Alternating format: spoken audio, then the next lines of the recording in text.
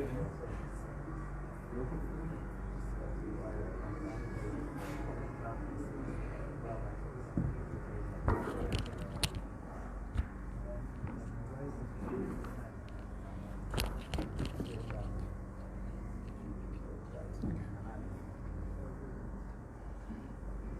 الله الرحمن الرحيم الحمد لله رب العالمين الرحمن الرحيم مالك يوم الدين نحمدك يا ربي ونشكرك على نعمك وآلائك ونصلي ونسلم على خير خلقك نبينا محمد وعلى آله وصحبه أجمعين وبعد السلام عليكم ورحمة الله تعالى وبركاته وأهلا وسهلا بكم في درسنا صور من حياة الصحابة بسم الله جماعة كتولي مبه hiɗen fuɗɗino darsu sahabajo sakkitoraɗo on e nde deftere ɗo mana jusul awwal on ma mujalladul awwal on sahabajo maketeɗo amr ibn al-as yewtino fi makko ham ko sakkitorɗo wiwde wonde mo hari himo andira ƴoyre e feere ko aaden ƴoƴuɗon aaden joom feere no addude ɗo noon qissa ko hollata wonde mo hari himo qaaden ƴoƴuɗo wa min taraifi dhakaihi wa dahaihi aidan annahu hina kana yuhasiru ahada husuni misra almumannaati بعث بطريق الروم يطلب من قائد جيش المسلمين أن يبعث إليه برجل من عنده ليناظره ويفاوضه no jeeya e ko foti ma ko weli nanude anda fi hakkille makko ɗen yaajugol makko hakkille e jogagol makko feere e ƴoƴugol makko ɓayro o ari o hunditi saare misra o howi saare nden hande kadi ko to naatata yaltata on tuma hoorejo saare nden ɗon laamiɓe ɓen ɗon ka diina o nuli ha e hoorejo julɓe ɓen yo o imminanmo gooto e julɓe ɓen fii yoɓe yewtudu ɓe ndaara ko honno feƴƴirta hakkunde maɓɓe fa nadaba badu lmuslimina anfusahum lidalik julɓe go inni kamɓe ɓe wakkirike yahangol julɓe ɓen fii yoɓe yewtidoy e ruumiyankoɓe ɓen lakinna amran qala inni sa akunu rasula qawmi ilayh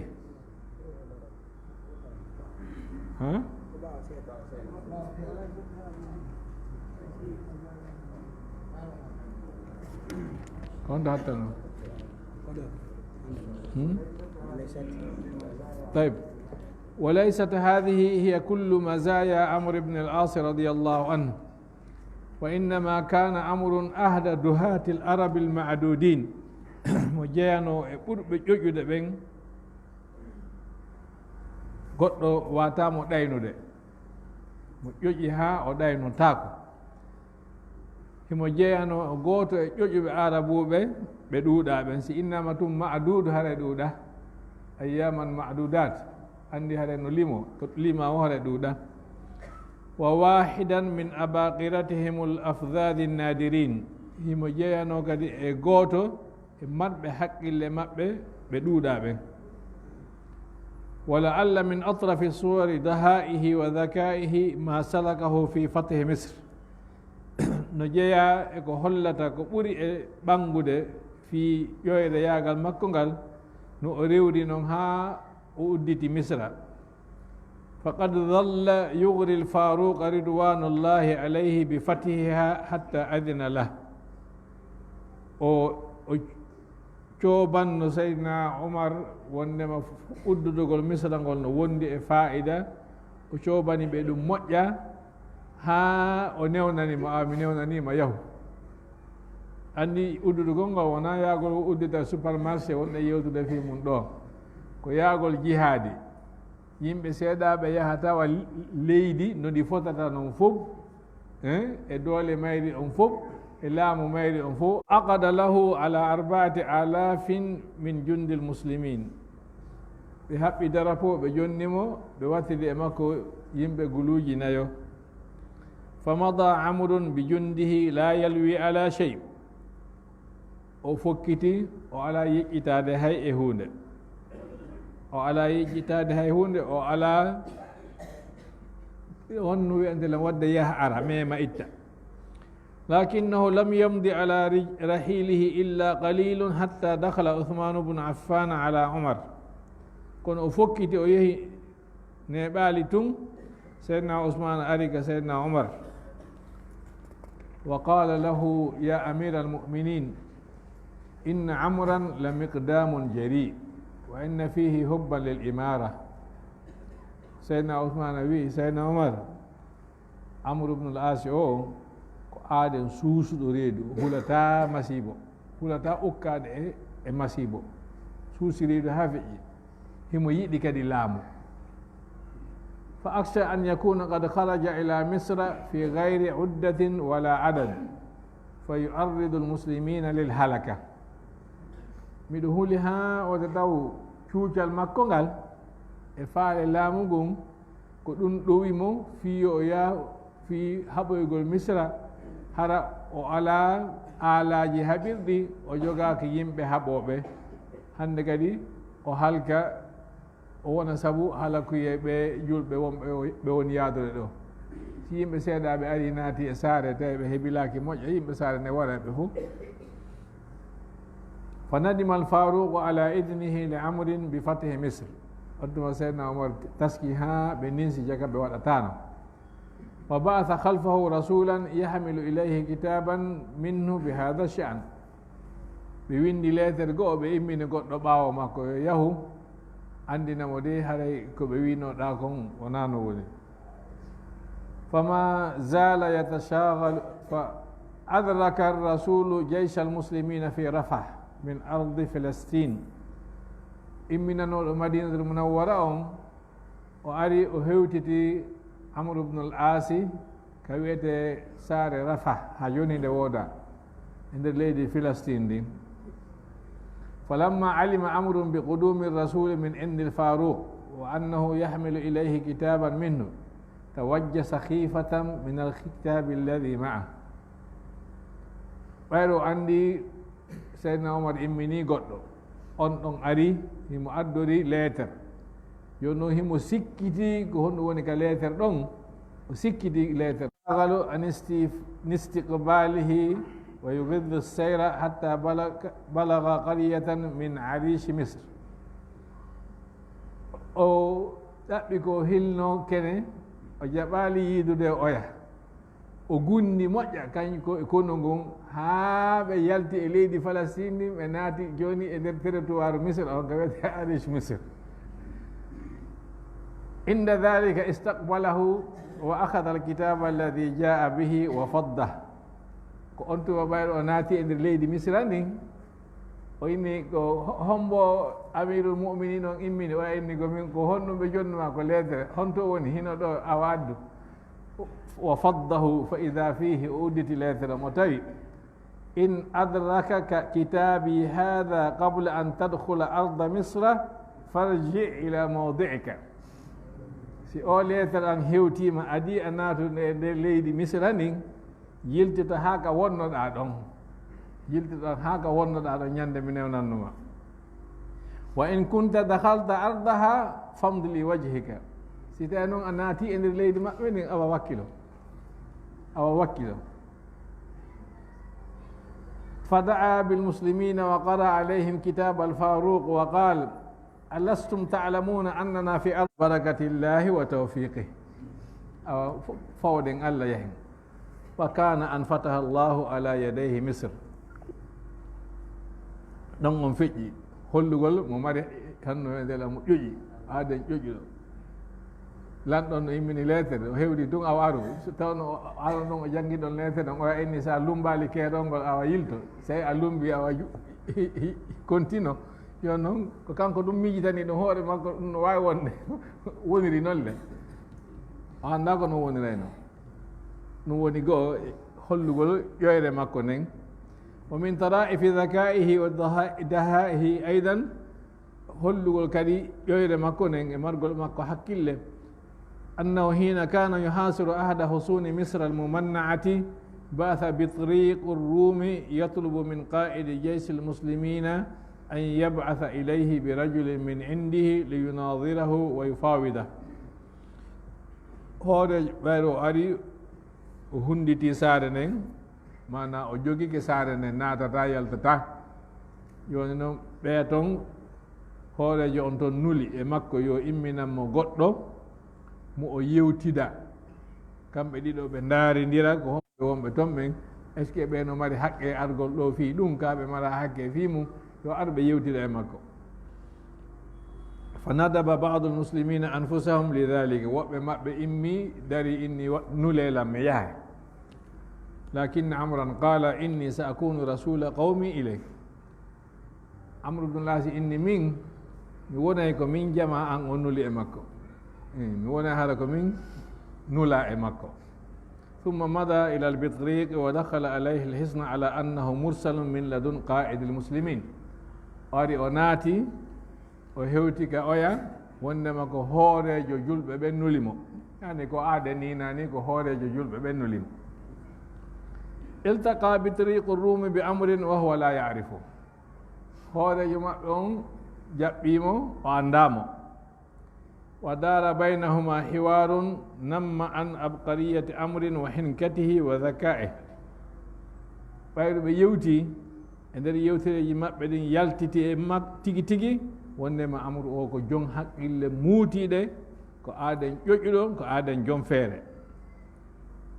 fa azama bitriqu rumi ala algadri bih wa zawwadahu bi atiyatin saniya wa amara hurras alhisni bi an yaktuluhu qabla mugadaratihi alkhandaq. on anni janfademo waramo o ɗaɓɓi honno wentelan no fandaji kelɗuɗi labbaɗi o jonnimo o fandimo o haalani aynuɓe ɓen ka dambugal to ka naatirgal si o a hewti ɗon yoɓe warumo.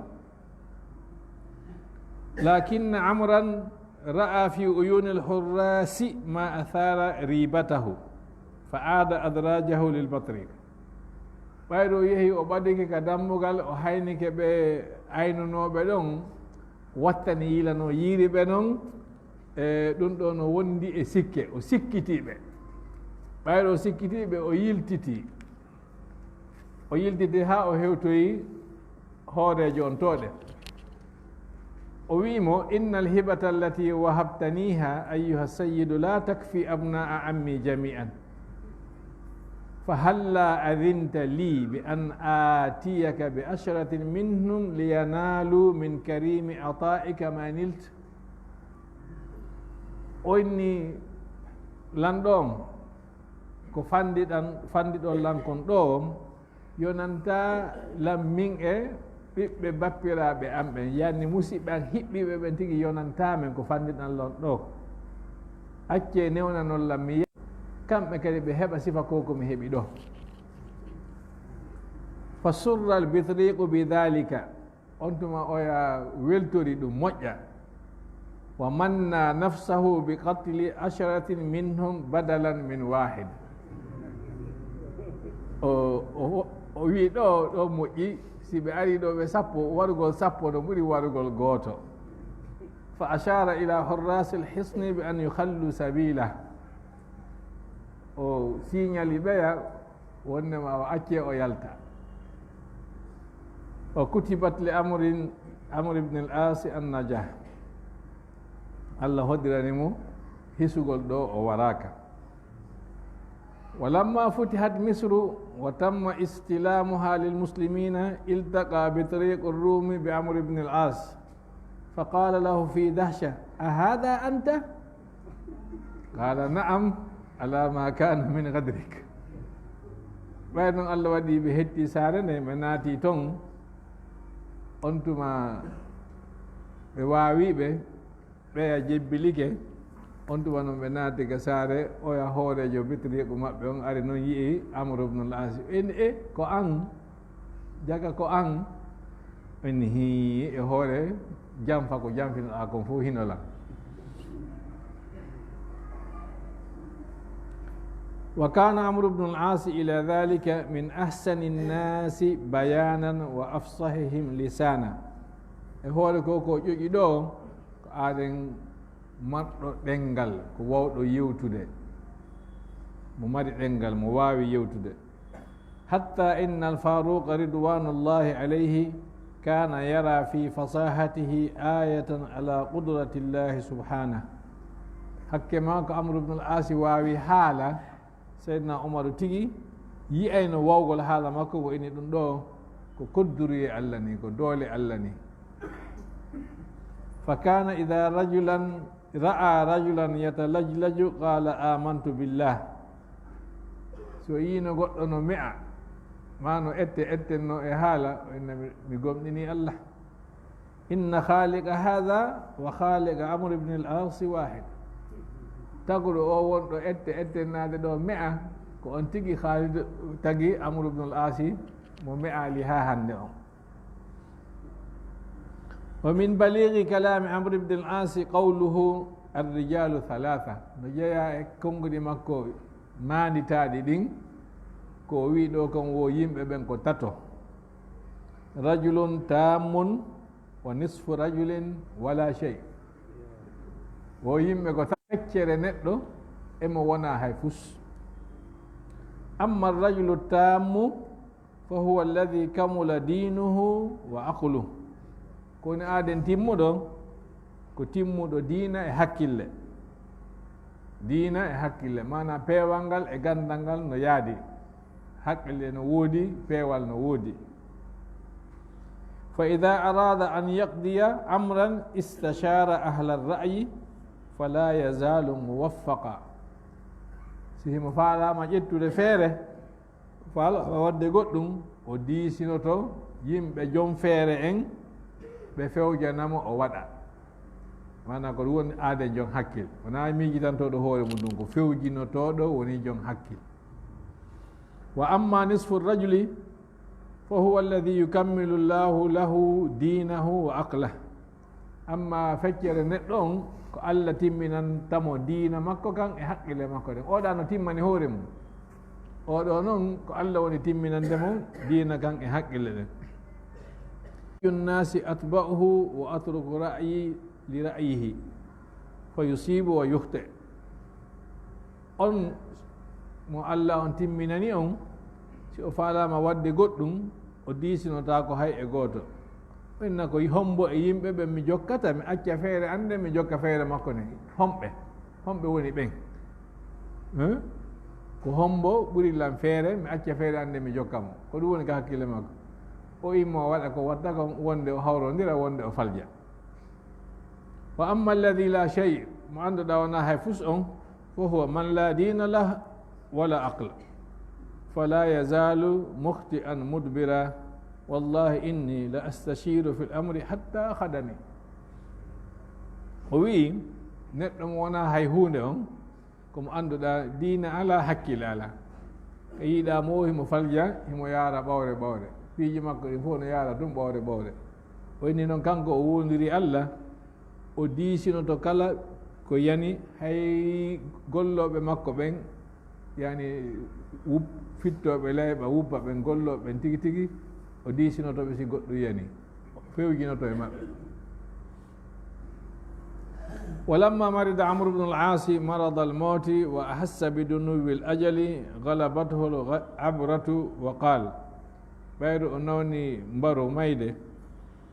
o andi lajal ngal hewti on tuma o wulli gomɗi ɗin ari ka gite fa qala libnihi inni mi wonno alhaaliji tati mi andi hoore an e majji kuntu awwala shay'in kafiran fa law mittu hina idin la wajabat liya nnar o wi ñande goo haɗi komi keefeero si mi mayno on saayi mi naatayno yiite فلما بايعت الرسول عليه الصلاة والسلام كنت أشد الناس حياء منه حتى إني ما ملأت عيني منه قط فلو مت حين ذلك لقال الناس هنيئا لعمر أسلم على خير ومات على خير الحال دم أن بيرو مي أري مناتي كدينة aado di e nulaaɗo sallllahu alih wa sallam hay miɗo jeeyano e ɓurɓe hersude ɓen nulaaɗo sallllahu alih wa sallam miɗo jeeyano e ɓurɓe hersude nulaaɗo ɓen ko ɗum waɗi haynde wootere mi wawali punnaade ɓe mi wawali ndawrude nulaaɗo haa yitere an haara ndaarugol ɓe simi mayno on saa'i jama on wi'ayno Allah moƴƴike e amru o naati ka diina e hoore no moƴƴiri o maayi e hoore moƴƴere ثم تلبست بعد ذلك بأشياء فلا أدري أعلي أم لي woni tammun ɗum ɓaawo